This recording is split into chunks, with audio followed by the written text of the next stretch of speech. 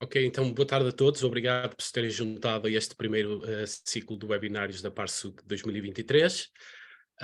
Para quem não conhece a PARSUC, é a Associação de Portugueses e Estudantes e Investigadores no Reino Unido.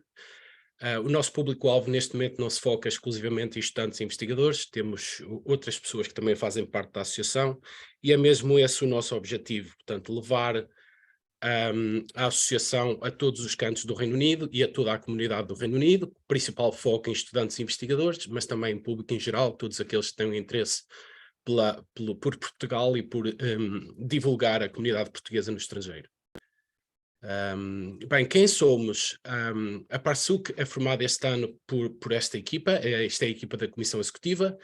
A chefiar a equipa temos o Diogo Martins, já não é o primeiro mandato do Diogo como presidente, foi reeleito neste segundo mandato este ano e ele chefia uma equipa que é composta por várias pessoas, como podemos verificar, que lideram depois os diferentes ramos onde a PARSUC está envolvida. Se pudesse passar, por favor. Ok, este ano a PARSUC celebra 15 anos, é ainda uma associação bastante nova, é uma associação sem fins lucrativos, independente e é partidária, e como eu referi há pouco, cujo público-alvo são os graduados portugueses no Reino Unido. O lema da PARSUC é da comunidade para a comunidade e o nosso objetivo é promover e potenciar a interação entre os membros. Para melhor conhecermos os membros que fazem parte da associação, no ano passado decidimos lançar um questionário para conhecer melhor o público-alvo. E o questionário revelou que os membros pretendem ou estão mais interessados em ter atividades online e presenciais e estão também interessados em ter atividades relacionadas com oportunidades de investigação e colaboração entre o Reino Unido e Portugal. Relativamente a candidaturas a doutoramento, oi? Ok, só para que o público nos conheça um pouco melhor, em termos de membros da PARSUC, 20% dos nossos membros têm um mestrado e neste caso podem beneficiar da experiência de 54% dos doutorados da PARSUC e é nesse sentido que estamos a efetuar este webinário hoje. E espero enfim, que possam permanecer connosco a assistir ao webinário até ao final. Okay. Obrigado, Pedro. Portanto, como o João já referiu, o meu nome é André Soares, sou professor na Universidade de Lincoln e embaixador da PARSUC e vou com o João tomar as rédeas agora até darmos a palavra aos nossos convidados. Mas antes de começarmos com o evento em si, ou antes de começarmos a ouvir os convidados, gostávamos de saber um bocadinho mais sobre vocês. E a primeira questão é de onde nos estás a ver, ou de onde nos estão a ver. Basicamente, para se juntarem a esta poll, basta irem a pollev.com quando pedir colocarem AS34, ou então enviarem uma mensagem para AS34 para este número aqui. Se tiverem a fazer, se os vossos telemóveis forem de estrangeiro, podem pôr mais 44 e retirar o 0. E depois estão dentro da poll e basta enviarem uma mensagem com a vossa localização. Basicamente a ideia aqui é para nós percebermos um bocadinho quem é que vocês são, também para ajudar também os nossos convidados a perceber quais é que poderão ser as vossas expectativas. Só enquanto fazem essa parte, se calhar perfeitamente para me introduzir, que não me introduzi no início. Meu nome é João Martins, eu sou médico, sou interno de saúde pública e estou a fazer mestrado de saúde pública na Universidade de Birmingham e sou embaixador em Birmingham para este ano. Se tiverem questões ou alguns comentários que queiram fazer, eu vou tentar monitorizar a caixa de comentários, portanto, se alguém quiser intervir, que levanta a mão virtualmente e nós tentamos dar a palavra. Aviso também que vai haver espaço no fim das apresentações para fazer perguntas, portanto, se quiserem deixar perguntas diretamente para os oradores, para as fazer diretamente para o fim, agradecia que o fizessem para poderem dirigi-las diretamente, quer ou à Maria ou ao Luís.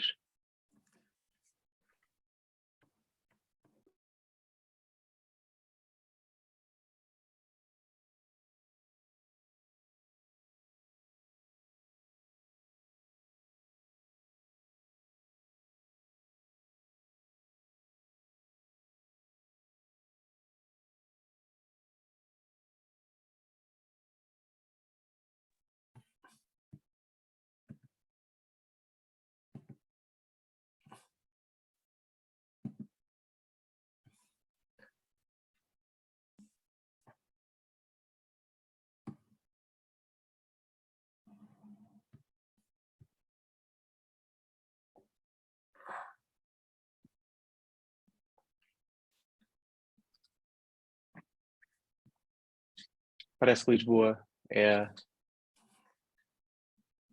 a cidade onde a maior parte das pessoas estão a ligar. Alguém também em Londres. A grande Lisboa até diria, não é? Com Londres e Setúbal, ou Distrito de Lisboa. Não, Setúbal já é Distrito de Setúbal. Se calhar passávamos à próxima. Leiria, Leiria, okay. Aveiro, Flores, Lisboa. Sim, vou passar à próxima questão então. Aqui é basicamente qual é que é a área de conhecimento. Nós tivemos uma discussão se devia ser área de conhecimento, se devia ser área disciplinar, se devia ser área científica, mas é a área de conhecimento que vos define melhor, basicamente.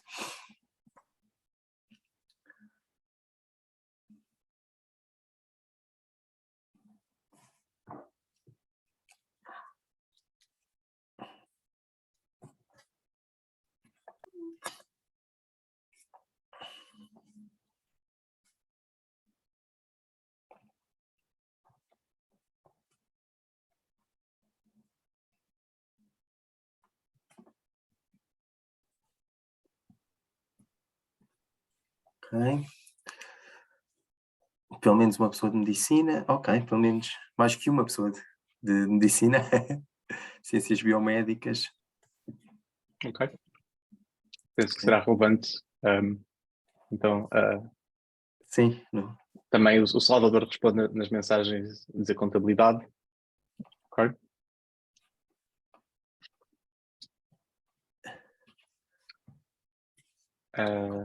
Contabilidade. Se calhar avançar. Okay. Ups, peço desculpa, estava ali mais Economia. qualquer coisa. Economia. Ok, boa. Okay. Ok. E ciências, será ciências biomédicas ou será que é ciências e biomédicas? Não, deve ser ciências biomédicas. Ok. E uma questão final só para percebermos em que etapa estão na vossa relação com o doutoramento, desde já foram aceitos em doutoramento e estão a pensar vir, ou estão apenas a avaliar as vossas opções, ou...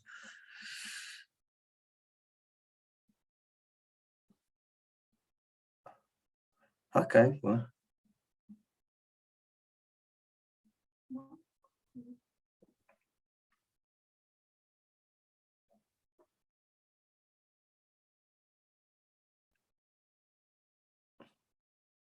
Ok, temos pelo menos uma pessoa que já foi aceita em doutoramento. Exatamente. Parabéns. Mas parece que a maior parte das pessoas é tentativa, ainda estão a sondar opções e se calhar querem um bocadinho mais informação para ajudar a perceber. Sim, e acho que esta sessão pode realmente ajudar a perceber um bocadinho as experiências de aqui de duas pessoas que já estão nesse processo. Okay. Ok, vamos então passar à frente, sem demora, vamos ao que interessa hoje, que é o evento em si. Vamos ter duas pessoas, o Luís Rita, que está a fazer um doutoramento em medicina computacional, estou a tentar traduzir, peço desculpa se isto não é tradução, se não pode haver uma tradução literal, e a Maria Picciotti, desculpa se pronunciei mal o nome, que está a fazer um doutoramento em Global Surgery na Universidade de Birmingham, enquanto que o Luís está no Imperial College em Londres. Mas vou deixá-los falar, serem eles a falar um bocadinho mais sobre eles, e vou passar diretamente a palavra ao Luís. Luís, se quiseres podes partilhar o teu ecrã, eu vou já deixar de partilhar o meu. No minuto. Claro que sim. Deixem-me.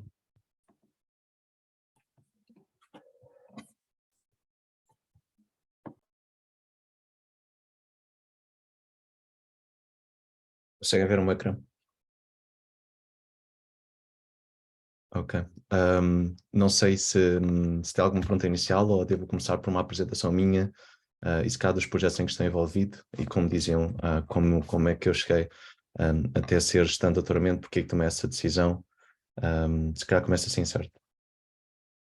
Força. Olá a todos, o meu nome é Luís, estudei Engenharia Biomédica no técnico durante 5 anos.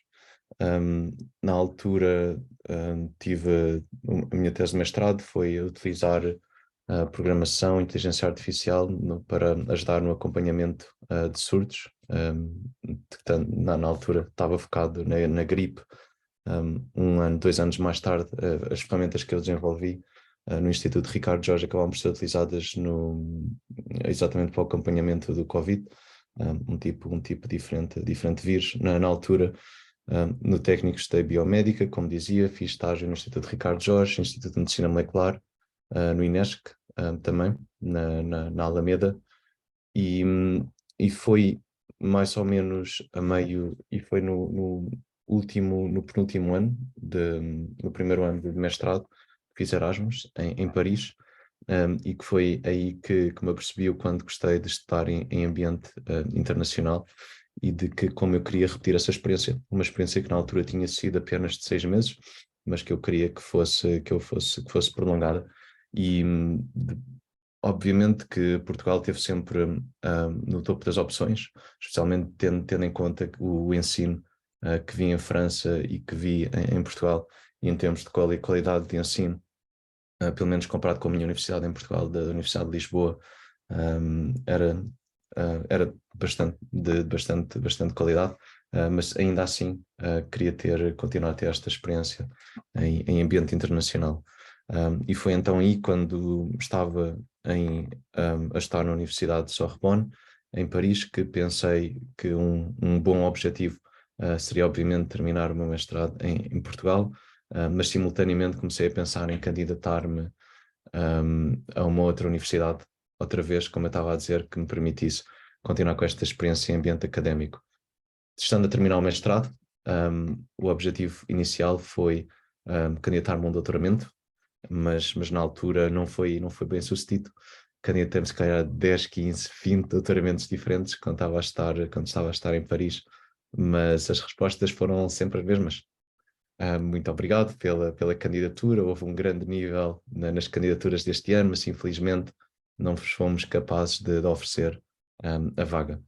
E foi também mais ou menos por essa altura que vi que em Londres, no Reino Unido, existem estes mestrados de 1 ano. Grande parte dos mestrados, se não a maioria, são de 1 ano, mas também existem pelo menos 3 tipos diferentes de mestrado que eu conheço: Master of Science, Master of Research, Master of Engineering, e Oxford e Cambridge chamam-lhe MPhil, Master of Philosophy. Mas aquilo que me chamou especialmente a atenção foi o Master of Research, no sentido em que eu, por um lado, queria continuar em ambiente académico, mas por outro lado queria garantir que não tinha nem mais testes, nem mais exames. Essa parte já estava bastante, pronto, já era suficiente. E então encontrei este mestrado, Master of Research, que é que o conceito fundamental é ser dividido em 2 projetos. Existe 1 a 2 horas de aulas por semana, mas muito pouco. E foi exatamente neste Master of Research que acabei por ser aceito, e acabei por estar envolvido em 2 projetos. E foi exatamente neste mestrado que fui aceito, e isto foi um plano B ao facto de não ter sido aceito nos doutoramentos a que me propus no início. A minha ideia era começar um projeto durante este ano, fazer um bom projeto, com um bom tema, um bom supervisor, e então aí ter a fé ou a esperança de que o convite acabaria por chegar no final desse ano. Qualquer coisa como que me permitisse então acabar deste ano no Imperial, continuar para doutoramento e idealmente no mesmo projeto, porque assim já estaria familiarizado com o tema, já estaria familiarizado também com a equipa de supervisão e foi exatamente o que aconteceu. Tive 2 projetos, na altura aqui no Imperialist Master of Research, a forma como funciona, para além desta 1 ou 2 horas de aulas por semana, é-nos dada uma lista de projetos em que nós temos de ordenar por ordem de preferência.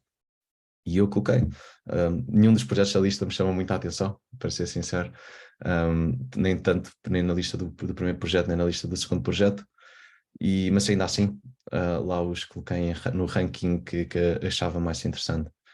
Fui aceite, já não lembro se foi na primeira ou na segunda opção, mas depois, no dia a seguir, ou 2 dias depois desta lista ter sido divulgada, em que cada um dos alunos, cada um dos nomes foi atribuído a um projeto diferente, tive esta aula em nutrição anticancro, dada pelo atual meu supervisor, que falou como é que nós poderíamos utilizar a nutrição para ajudar e prevenir múltiplas doenças, e cancro era aquela que ele na altura se focava mais. E eu já depois de ter o meu projeto selecionado, perguntei-lhe porque ele também era o coordenador do curso, Master of Research in Biomedical Research, em Ciência de Dados, e eu na altura perguntei se existia a possibilidade de mudar de projeto e então fazer este com ele, que também me identificava bastante, enquanto alguém que sempre praticou bastante desporto, e que sempre tomei atenção à forma como me alimentava. E também já tinha tido outros disciplinas de nutrição antes, quando estava a estudar engenharia biomédica, que eu sabia que gostava. Fiz a pergunta e a resposta foi imediata. Esse foi o projeto em que estive envolvido nos primeiros 6 meses do mestrado e que na altura utilizámos bases de dados com 1 milhão de receitas para tentar perceber, com base nos ingredientes que ele descobriu estarem enriquecidos em moléculas anticancro, tentar perceber que receitas é que são aquelas que à partida terão efeitos mais positivos em alguém com a doença, que a tenha ou que a queira prevenir, e depois a um nível mais alto, não só focar à parte molecular, em que ingredientes é que estão estas moléculas que foram identificadas como benéficas, tudo computacionalmente pelo meu supervisor, mas depois ir a um nível mais alto, que seria identificar que cozinhas é que à partida contêm mais receitas com potencial anticancro. E na altura isto envolveu também treinar um algoritmo que fosse capaz de prever receitas, fosse capaz de prever que cozinha é que uma determinada lista de ingredientes pertencia. E aqui a arquitetura, por exemplo, deste modelo é uma arquitetura muito, muito semelhante ao do GPT 3.5, GPT-4, que nós já vimos falar bastante, estou certo, recentemente. Portanto, eu basicamente o que utilizei no meu mestrado foi uma arquitetura mais simples, daquilo que se chamam transformers, que é o que está por trás deste chatbot que se popularizou desde há poucos meses.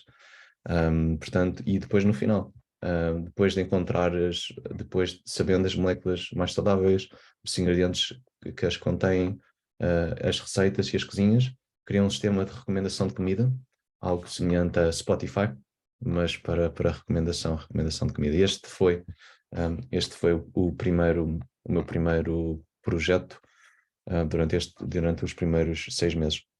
Depois, que é exatamente este aqui que estão a ver, que estou a partilhar o ecrã, se bem que este aqui já está mais relacionado com o meu doutoramento, mas esta parte eu vou seguir.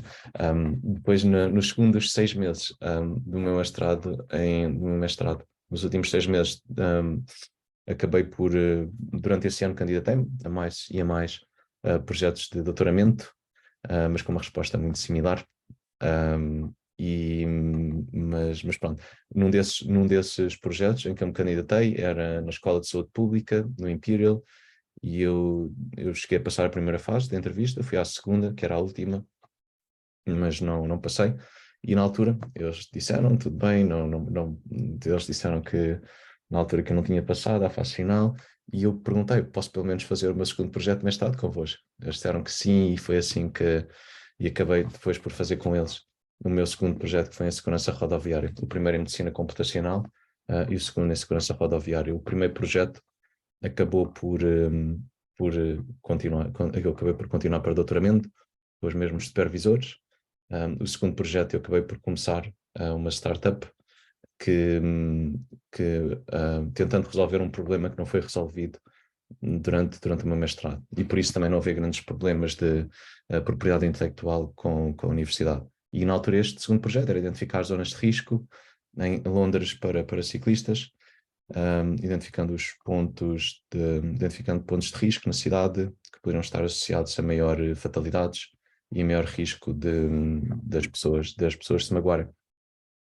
No caso, se calhar mais do que falar nos supervisores, em que eu estive envolvido na Cycle AI, que é o nome da startup, vale a pena mencionar os meus supervisores do projeto, que entretanto se tornou um projeto de doutoramento, e que eu tenho visto que há um equilíbrio certo em termos de supervisor principal, que me dá mais uma mentoria dia a dia, que sabe bastante do tema de investigação, mas que ao mesmo tempo tem disponibilidade para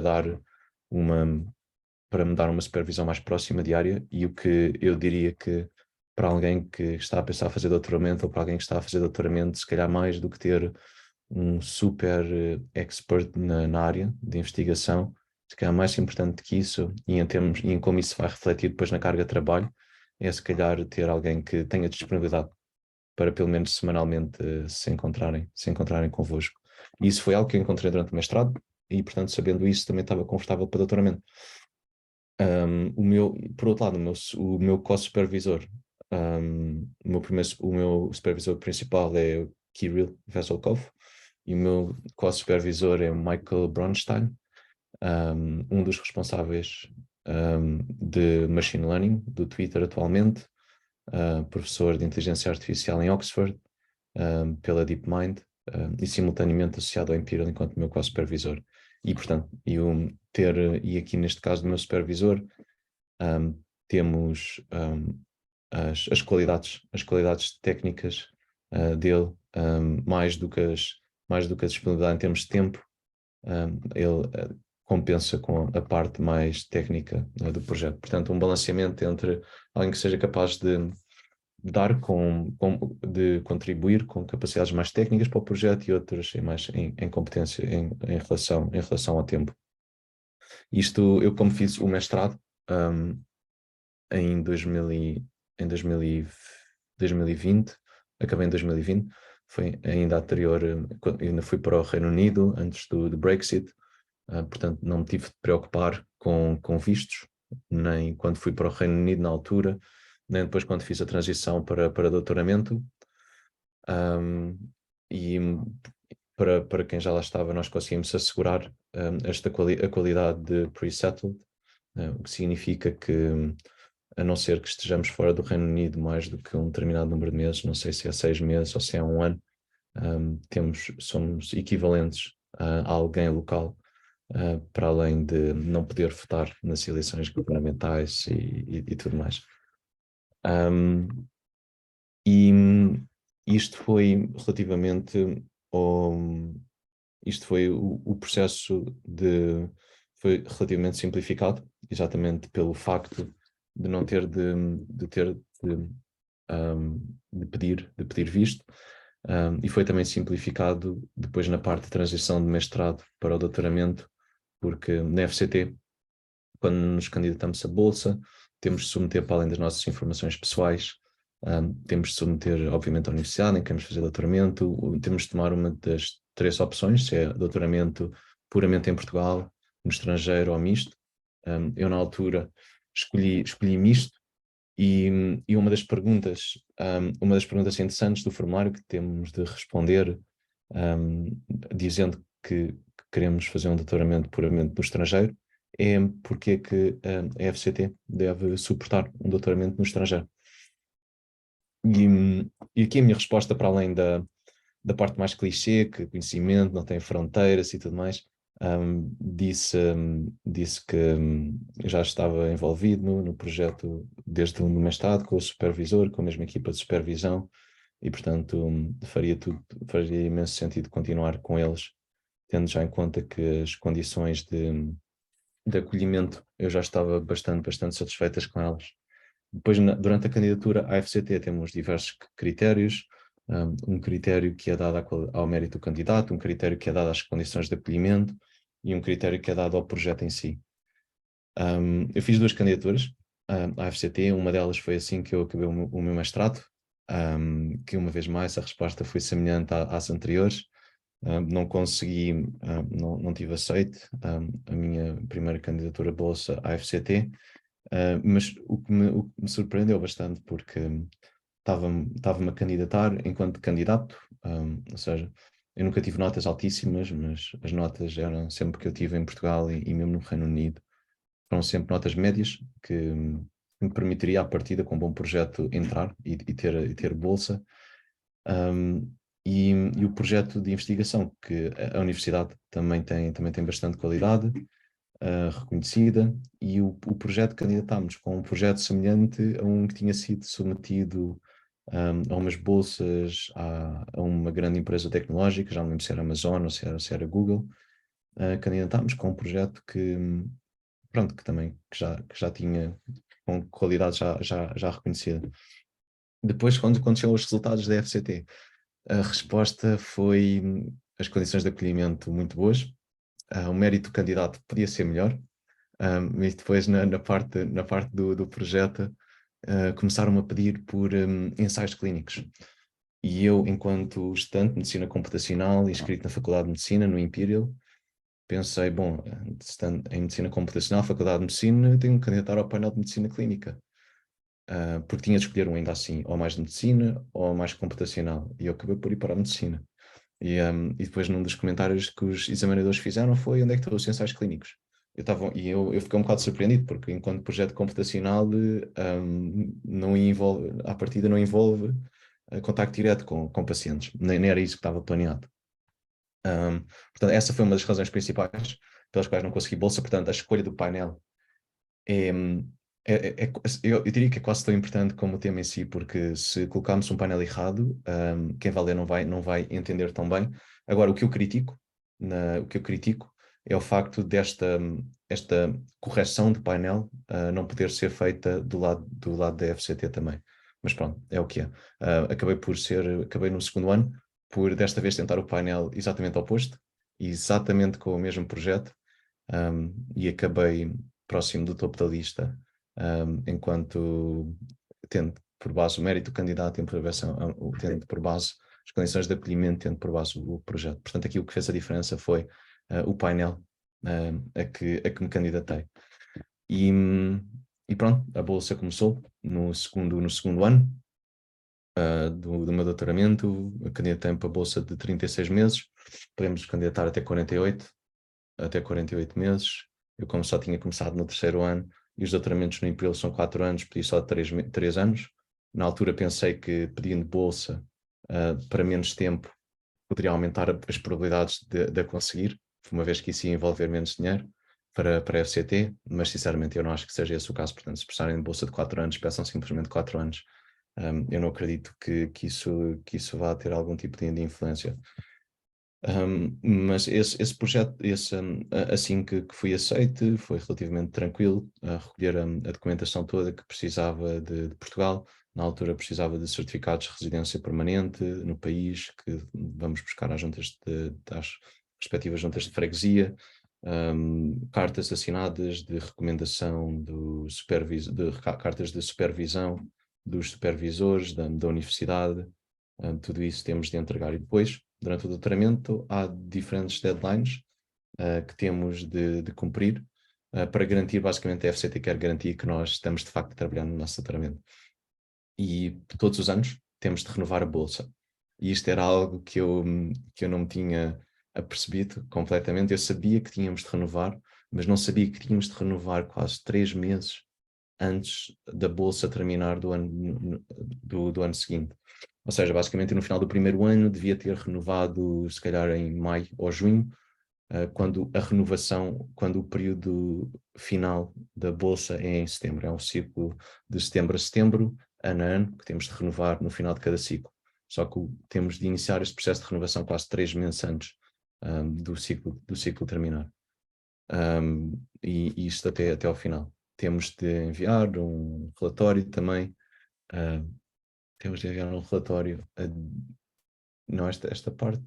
Não, o que temos de renovar a bolsa e simultaneamente temos de enviar à FCT uma carta do supervisor a dizer que está tudo bem com o aluno, tudo on track, e temos de enviar por parte, e a própria universidade, o departamento, tem de escrever uma carta à FCT a dizer que está tudo ok, que o aluno está a progredir, está a ser avaliado, e tudo mais. Eu sinceramente, eu acho que em termos, se tiver de comparar o tempo e as preocupações que tive em arranjar, em encontrar, porque encontrar alguém com quem nós queremos fazer doutoramento, essa parte é relativamente simples. O problema é encontrar um supervisor ou uma universidade ou uma bolsa que seja capaz de pagar por isso, porque encontrar alguém é simplesmente posso fazer doutoramento convosco, se essa pessoa não tiver nada contra vosco, a partir é tranquilo. Agora, a parte complicada é encontrar alguém que possa vos pagar por esses anos para estar, e então agora, depois do Brexit, eu estou a pagar propinas de pré-Brexit que são 9.000 euros por ano, atualmente, e a FCT participa até 10.000 euros por ano, portanto ainda tem essa distância, mas no caso de agora pós-Brexit, as propinas eu acho que pelo menos duplicaram por ano, portanto agora deve ser, pelo menos na Faculdade de Medicina, no Imperial, deve ser à volta de 18.000 euros, 19.000 euros por ano. E então agora já não sei, agora já não estou completamente certo se a FCT ainda assim é capaz de comparticipar tudo, porque na altura em que eu me candidatei, eles pagam propinas até 10.000 euros anuais. E eu acredito, por exemplo, se vocês se forem para uma universidade, eu acho que, sinceramente, para além dos 10.000 euros anuais, eles não são capazes de pagar. Essa parte tem de ser vocês. Depois, também se repararem, há dois valores distintos que os dão de salário se fizerem doutoramento em Portugal e no estrangeiro. Se for no estrangeiro, é aproximadamente o dobro do que se fizer em Portugal, se bem que as condições, os custos de vida, no final acaba por ser mais ou menos o equivalente a estar em Portugal, ou no nosso caso, a estar no Reino Unido, diria, mas no final é tranquilo a parte a parte do acompanhamento, desde que nós façamos as renovações a tempo, desde que enviamos estes documentos a tempo, e mesmo eu atrasei-me um bocadinho a enviar estes documentos de renovação e também foi tudo tranquilo. Agora, e sei que também agora na parte final do doutoramento vou ter de submeter a minha tese final, vou ter de submeter a minha tese final e pronto. E se calhar agora passo, não sei se terão algumas Luís, dúvidas. eu se calhar aproveitava agora o momento, obrigado pelo testemunho, uma história de perseverança e de muita tentativa e erro. É interessante, vamos ouvir da Maria uma história ligeiramente diferente, porque ela vem para cá depois do Brexit, portanto vai falar um bocadinho das questões dos vistos. Só uma clarificação muito rápida, Luís. Tu disseste que fizeste a aplicação para regime misto, mas tu tiveste este tempo todo no Reino Unido? No estrangeiro. No estrangeiro, ok, no estrangeiro. João, o que eu estou a pensar, até que ponto é que nós não podíamos fazer agora as perguntas, já se que é a minha apresentação, e depois a Maria fazia a apresentação dela? Achas que seria possível?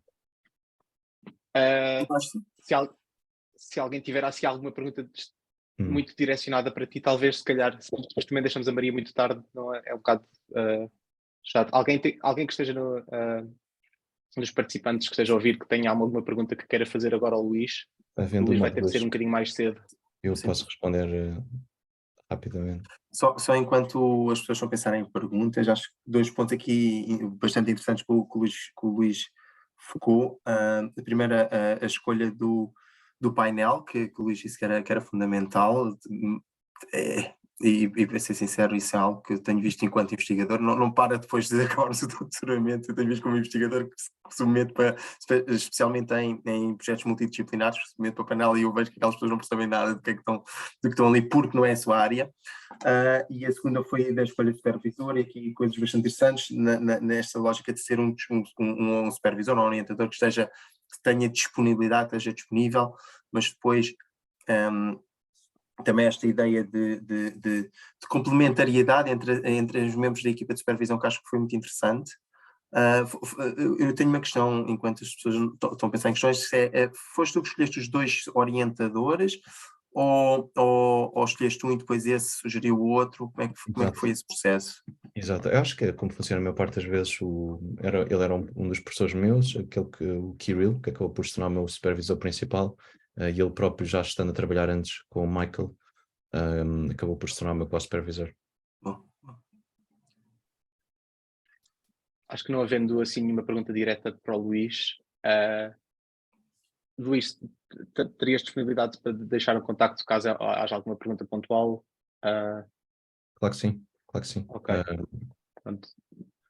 Nossa, Passávamos então, se calhar, a palavra à Maria. Você já tem o meu contacto, portanto, podem Sim. sem problema distribuir, tanto quanto necessário. Ok. Então passávamos, se calhar, a palavra à Maria. Eu deixo-a fazer a própria apresentação. Ok, obrigada João pelo convite, e obrigada à Parsuk por ter esta iniciativa. Acho que é bom partilhar a minha experiência, apesar de ser ainda muito curta, porque basicamente mudei-me para o Reino Unido há um ano. Pronto, o meu nome é Maria Picciochi, sou neste momento PhD Fellow aqui na Universidade de Birmingham, na NIHR Global Surgery Unit, que é uma unidade de investigação em cirurgia global. E antes de me tornar uma aluna de doutoramento, era interna de formação específica em cirurgia geral. Eu tirei o curso de medicina no Hospital Professor Dr. Fernando Fonseca, mais conhecido como Amadora Sintra. Então, começando só por dar um overview do meu percurso. Obrigada, Luís, pela tua apresentação. Acho que o meu percurso não teve nada a ver com o teu, e a parte como o doutoramento surgiu na minha vida foi completamente diferente, portanto acho que é bom termos assim 2 perspectivas muito diferentes uma da outra. Mas pronto, basicamente eu fiz o mestrado integrado em Medicina na Faculdade de Ciências Médicas em Lisboa. Depois fiz o percurso normal, como qualquer médico acabado de formar normalmente faz em Portugal, que é ser interno de formação geral ou interno do ano comum, e depois escolher a especialidade, e eu escolhi cirurgia geral. E enquanto eu estava a ser interna de formação geral, entretanto foi o ano da pandemia, surgiu o Covid, e eu não tinha muito, tinha muito trabalho, mas como todos os médicos estavam a trabalhar nessa altura, mas ao mesmo tempo faltava um bocado uma sensação de estar a contribuir para algo um pouco maior, talvez. Pronto, e foi nessa altura, quando a pandemia surgiu, eu estava exatamente no serviço de cirurgia geral, e conheci um interno do serviço, que é o António Soares, que me puxou um bocadinho para este lado de investigação e que me deu a conhecer um bocadinho o que era a investigação médica, a investigação cirúrgica e a investigação colaborativa. E depois, também neste contexto, também estava a explorar sítios onde poderia fazer o internato de cirurgia geral, e cruzei-me com a Joana Simões, que é interna de cirurgia geral no Hospital Garcia da Horta, que estava aqui em Birmingham a fazer o doutoramento. E nessa altura eu achei muito interessante um projeto que eles estavam a fazer, que era o Covid Search, que era investigar qual é que era o impacto da pandemia nos doentes cirúrgicos e perceber o que é que estava a acontecer a todos os doentes que estavam à espera e não estavam a ser operados, e todos os doentes que tinham de ser operados apesar de terem Covid. E nesse sentido eu comecei a trabalhar com eles à distância, e nós tínhamos reuniões semanais, e comecei a ajudar muito na parte logística e administrativa quase até dos projetos, e comecei-me a envolver cada vez mais na equipa central deste estudo, e o investigador sénior, acho que se pode chamar assim, do estudo era o Mr. Anil Bangu, que é um consultant aqui e que faz parte desta Global Surgery Unit, e perguntou, mas nunca pensaste em fazer um PhD? Porque achamos que podias ter interesse em vir para cá e fazer o doutoramento. Pronto, e eu de facto nunca tinha pensado nisso. Foi uma oportunidade que surgiu completamente por força das circunstâncias, diria eu.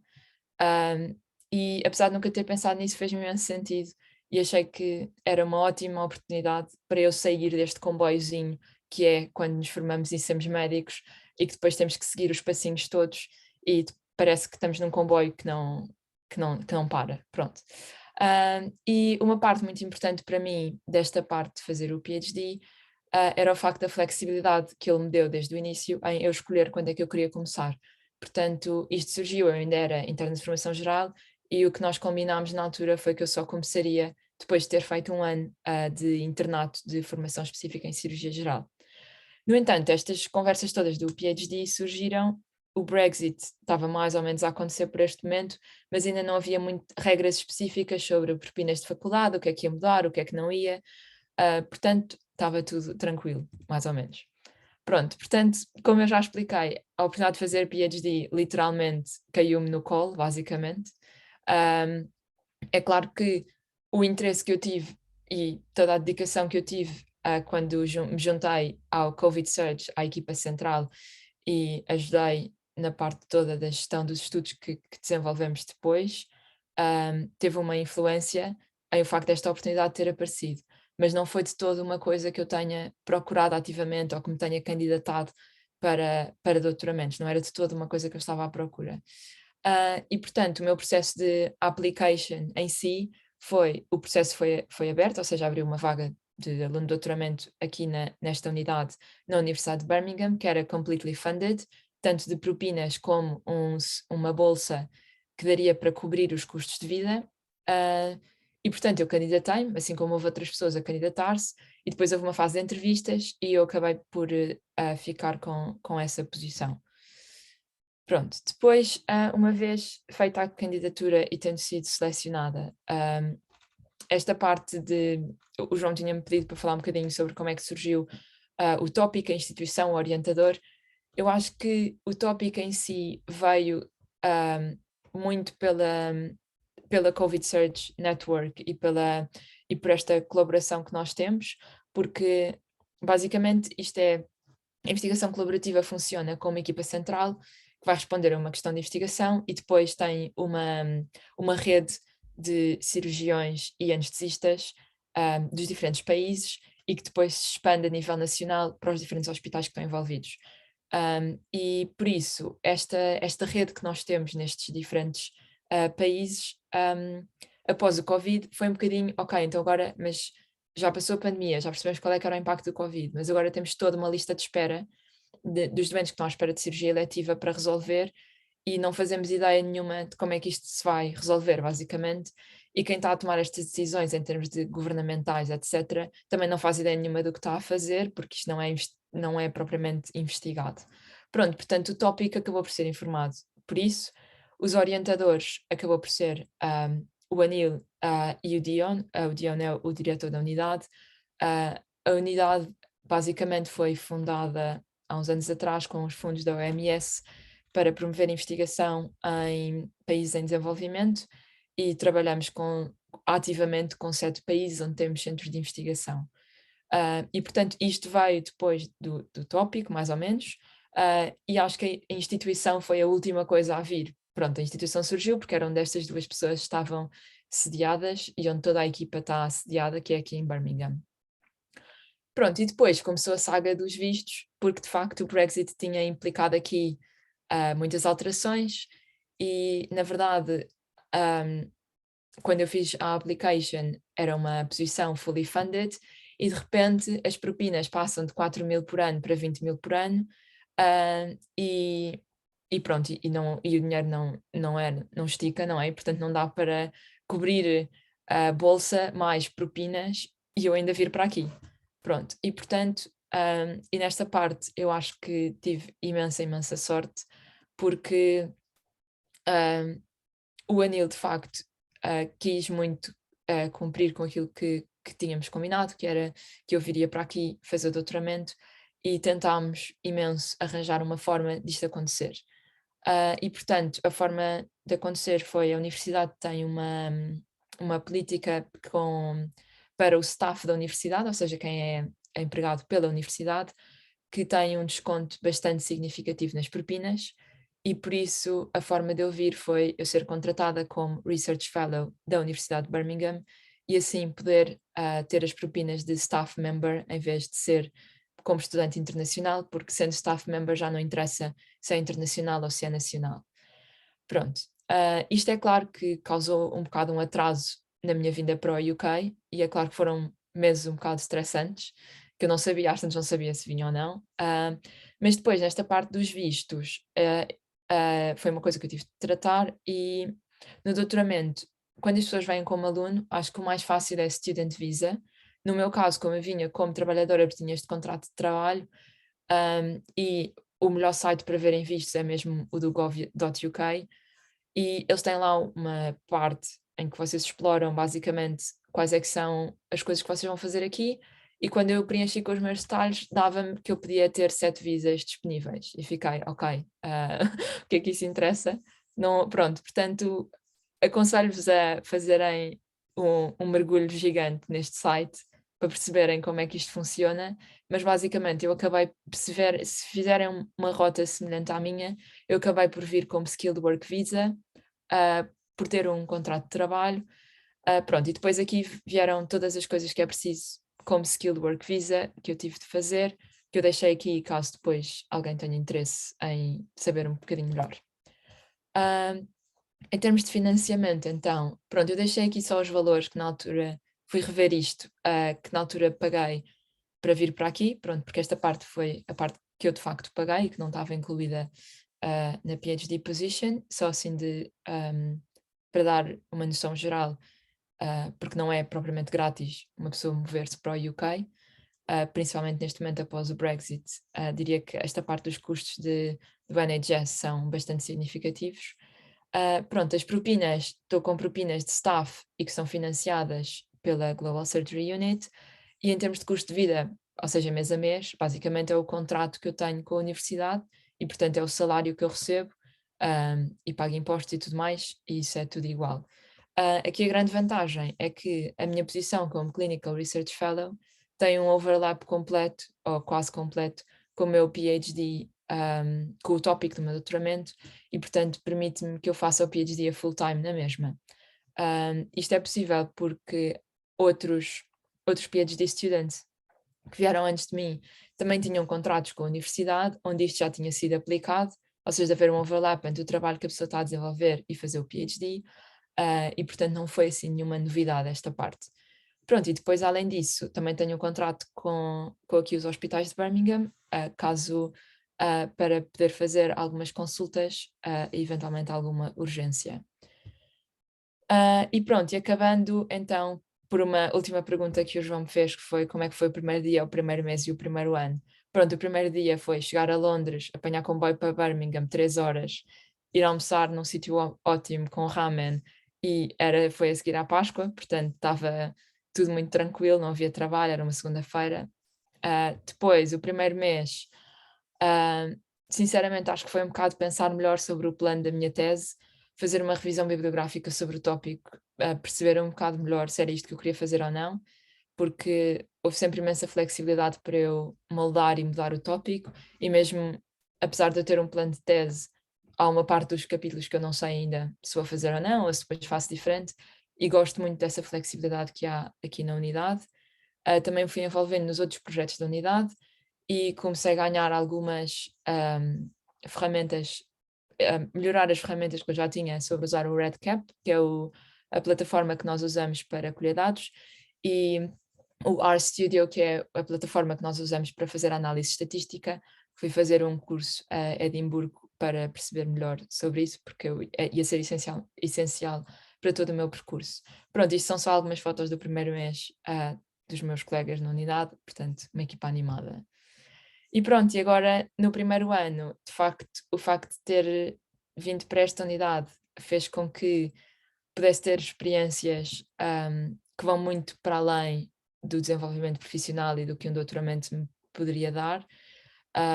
Acho que o facto de estar numa unidade que faz investigação a nível global permite muitas viagens também, permite conhecer outras realidades, conhecer outros sistemas de saúde, conhecer outras formas de pensar e outra forma de resolver os problemas. E pronto, neste momento estou a liderar um estudo que é o HIPPO, que está basicamente a estudar os tempos de espera de doentes com hérnia inguinal. Alguns hospitais portugueses estão a participar também, porque isto é um projeto, é um estudo de coorte global, e acho que estou a ganhar muito com esta experiência e vou incorporar uma parte da análise dos dados na minha tese de doutoramento, que tem muito a ver com a cirurgia eletiva e como melhorar a cirurgia eletiva e como melhorar as listas de espera. E pronto, achei que não valia a pena estar a aprofundar muito mais as coisas, mas deixei a informação mais prática dos vistos, etc., caso alguém depois quisesse ver. E se alguém tiver questões, obviamente estou disponível para responder. Obrigado, Maria. Sim, nós depois partilhamos a apresentação. Acho que não são, às vezes, essas informações mais valem as pessoas depois terem acesso e saberem onde procurarem do que estás necessariamente a falar ao detalhe. É interessante ver, eu sou amigo da Maria, conheço bem, mas é sempre giro ver o percurso um bocadinho desde o início. E neste caso com o Luís e com a Maria tivemos duas experiências completamente diferentes, quer das intenções de fazer doutoramento, quer do financiamento, quer da questão dos vistos. Portanto, eu espero que isto pelo menos vos tenha dado um bocadinho das perspectivas que são daquilo que é fazer o doutoramento no Reino Unido. Obviamente que haverá mais e cada circunstância individual será diferente para cada um de vocês que esteja a pensar fazer doutoramento. André, queres acrescentar alguma coisa antes de Sim, acho que foi bastante interessante, porque são dois percursos bastante diferentes e acho que isto é uma lição. A lição é que não se preocupem muito com o percurso em que estão agora, porque se fosse eu a falar, se fosse o João a falar, se fosse outras pessoas a falar, o percurso seria totalmente diferente destes dois. Portanto, os percursos são únicos e individuais. Isto foi uma das lições. Outra das lições que eu tirei do que a Maria disse e que também, se calhar, tirei do que o Luís disse, é esta ideia de despertar o interesse dos orientadores, ser persistente e despertar o interesse dos orientadores. Eu sou orientador eu próprio, portanto vejo mesmo isto a acontecer do meu lado também, e só queria fazer um disclaimer, se quiserem, dizer que os preços, tanto o Luís e a Maria mencionaram os preços, mas os preços variam muito entre áreas, portanto não se deixem, façam a vossa própria investigação, ciências médicas em geral, ciências médicas, biomédicas, são muito caras, em geral são se calhar os cursos mais caros que podem haver no país, porque requerem muitos recursos e tudo mais, mas por exemplo se forem para ciências sociais ou para a economia, por exemplo, ou para a gestão, ou para mesmo em algumas áreas das artes, os preços são bastante mais baixos, portanto não se deixem influenciar por isso. Claro que se quiserem para ciências biomédicas, sim, eu acho que esses são os preços normalmente se praticam porque requerem muitos recursos, mas é a mesma coisa em Portugal, faculdades de medicina, mas os recursos que requerem são muito mais elevados. Mas é isso. Há uma pergunta para a Maria, não sei se Ana Catarina Pereira, não sei se queres fazer a pergunta ou se faço eu por ti.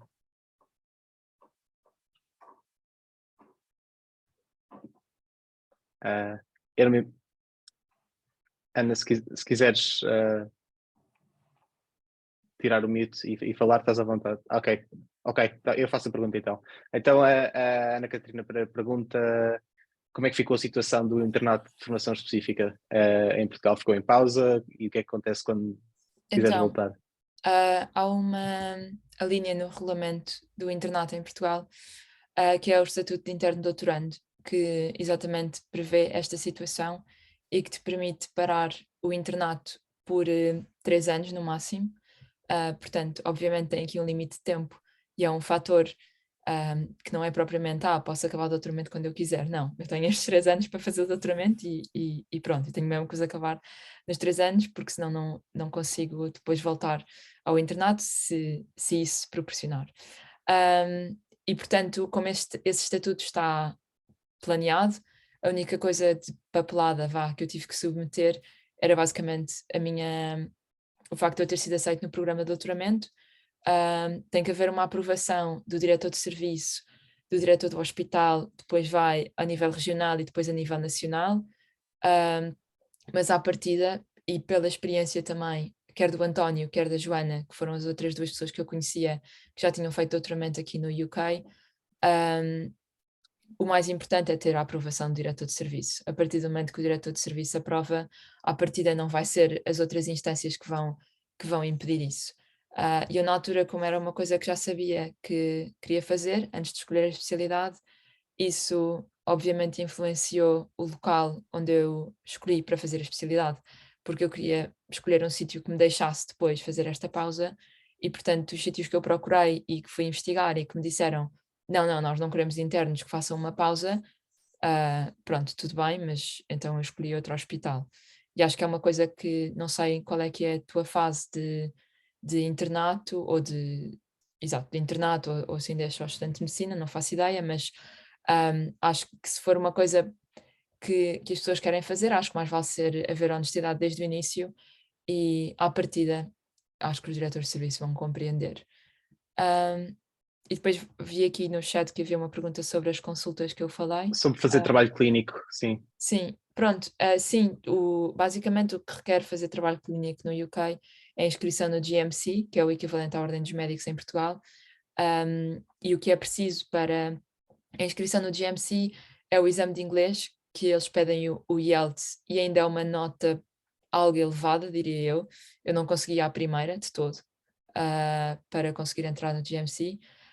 E depois pedem uma série de certificados que têm a ver com completar o ano comum e completar a universidade, e depois fazendo tudo isso, sim, depois basicamente é encontrar um hospital onde fazer um contrato, e no geral há uma falta de médicos no UK, portanto acho que vai ser fácil em qualquer lado alguém fazer, nem que seja turnos de urgência, tipo de urgência geral, em vez de ser urgência cirúrgica, por exemplo, que era o meu caso, ou ser assim uma coisa mais generalista e não uma coisa tão específica.